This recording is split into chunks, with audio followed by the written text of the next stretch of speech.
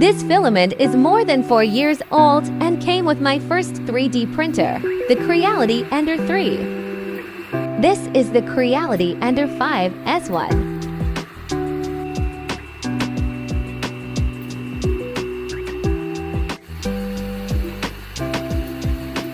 Not bad for a new 3D printer with very old filament. Let's try it with PET filament from recycled bottles.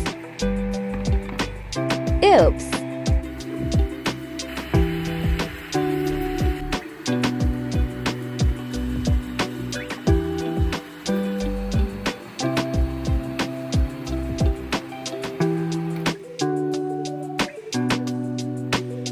Much better! Printing plot 100 millimeters per second, 5K acceleration.